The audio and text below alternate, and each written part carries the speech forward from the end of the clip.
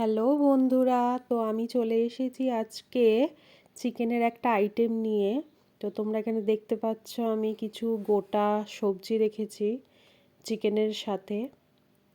তো এই জিনিসগুলো দিয়েই আমি একটা ইউনিক চিকেন রেসিপি বানিয়ে দেখাবো। তো আমি এখানে নিয়েছি কিছুটা ছাল সমেত চিকেন। ছাল সমেত নিলে চিকেনটা খেতে আরও বেশি সুস্বাদু হয়। তো এখানে দেখো আমি কি কি মেশাচ্ছি। ক্যাপসিকাম কিছুটা আমি কেটে নিয়েছি, কেটে নিয়েও চিকেনের মধ্যে দিয়ে দিলাম। এরপর আমি কিছুটা টমেটো কেটে দিয়ে দেব। তারপর আমি দেব 4-5টা কাঁচা লঙ্কা আর 2টো পেঁয়াজ কুচি। ওটা আমি চিকেনের সাথেই মেশাবো, কারণ আমি চিকেনটাকে কিছুক্ষণের জন্য ম্যারিনেট করব তাই। আর আমি এর সাথে গোটা রসুন ইউজ করছি, সেটা তোমরা দেখতেই পেয়েছিলে শুরুতে। আর আমি দিয়ে দিলাম 1 চামচ জিরের গুঁড়ো, 1 চামচ ধনের গুঁড়ো আর 1 চামচ হলুদের গুঁড়ো। তার মধ্যে আমি দিয়ে দেব আদা রসুনের পেস্ট 2 চামচ। তোমরা চাইলে আরও বেশি করেও দিতে পারো কিংবা কিছুটা কম করেও দিতে পারো। আর আমি দিয়ে দেবো এখানে স্বাদ মতো লবণ। এখানে আমি তেলটা ব্যবহার করছি না। তো দেখো এখানে মাখা হয়ে গেছে আমার চিকেনটা। তো তোমরা এই চিকেনটাকে ভালো করে মেখে ম্যারিনেট করে রাখবে। এখানে তেল ইউজ করব না, কারণ আমি এটা ছাল সমেত চিকেন ব্যবহার করেছি তার জন্য।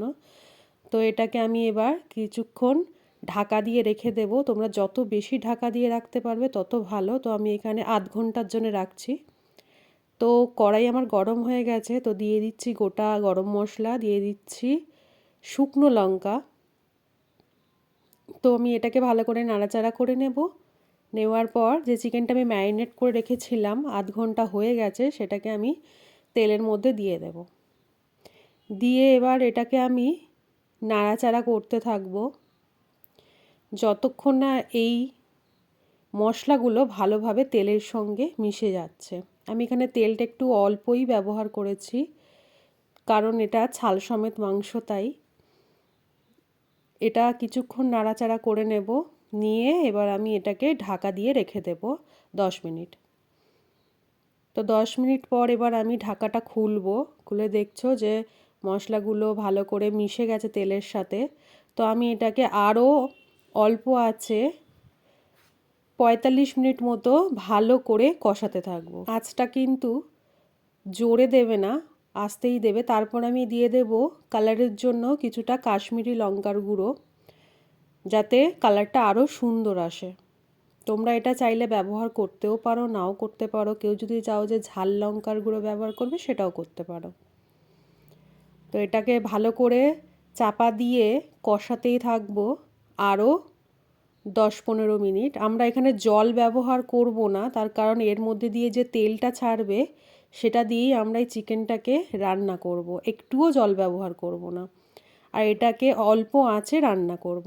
দেখো আমি চিকেনটাকে রান্না করেছি, একটুও জল ব্যবহার করিনি, সেটা দিয়ে আমার তেল ছাড়া শুরু হয়ে গেছে। তেলের কালারটাও তোমরা দেখতে পাচ্ছ, আমি তোমাদেরকে দেখাচ্ছি।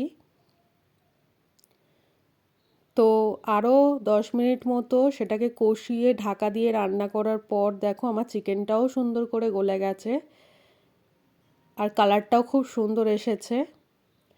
তো আমি এটাকে এইভাবেই ঢাকা দিয়ে আরও 10 মিনিট মতো নাড়াচাড়া করে নিয়ে পরিবেশন করে নেব। ভিডিওটা ভালো লেগে থাকলে একটা লাইক এবং সাবস্ক্রাইব করে দেবেন।